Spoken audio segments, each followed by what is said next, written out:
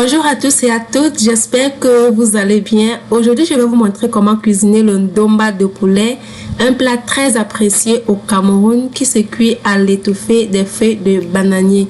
Donc dans cette vidéo, je vais vous montrer comment cuire ça sans feuilles de bananier, mais plutôt dans la marmite.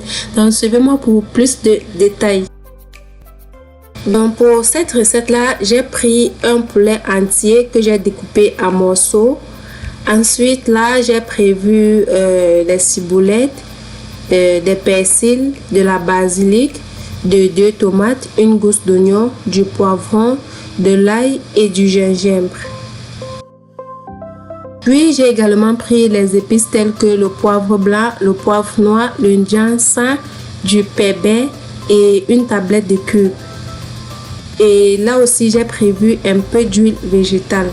Donc là, à présent, j'ai déjà découpé mes condiments. Donc, j'ai découpé une partie et l'autre partie, je vais mixer pour la marinade. Donc, là, j'ai découpé la moitié d'un oignon, des ciboulettes, du poivron et des persils. Il n'y a que la tomate et l'ail que j'ai émincé et haché.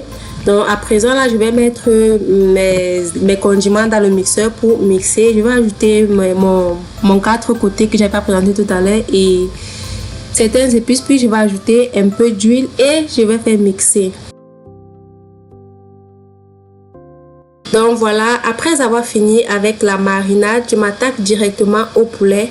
Et pour ce faire, je vais mettre directement dans la marmite dans laquelle je vais préparer. Ensuite, je vais saler avec un peu de sel. Et je vais mettre aussi un peu de cube.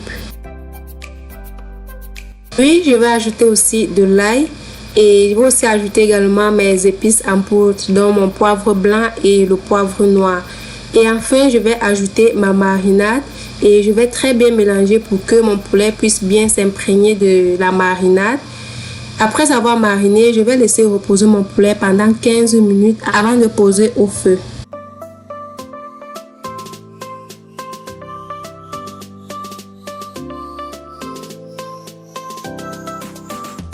Après le repos, je vais poser ma marmite de ndomba au feu et je vais ajouter mes condiments que j'ai découpés tout à l'heure.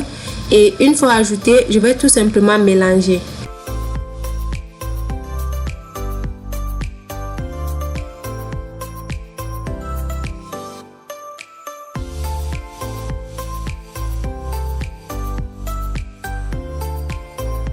Donc voilà, après avoir bien mélangé, je vais ajouter un peu d'eau pour la cuisson. Puis je vais ajouter aussi un peu d'huile et je vais laisser cuire à feu doux.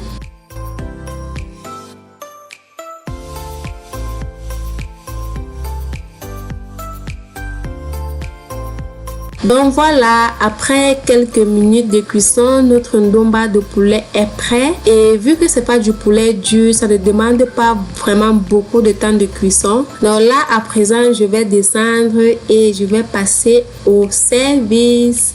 Donc là, elle s'accompagne avec du riz, du plantain ou des tubercules, pourquoi pas le pain. Donc voilà, c'était tout pour la recette d'aujourd'hui. J'espère qu'elle vous a plu. Si c'est le cas, alors n'oubliez pas de liker et de partager la vidéo. On se dit au revoir et on se retrouve à très bientôt pour une prochaine vidéo. D'ici là, portez-vous bien. Bye bye.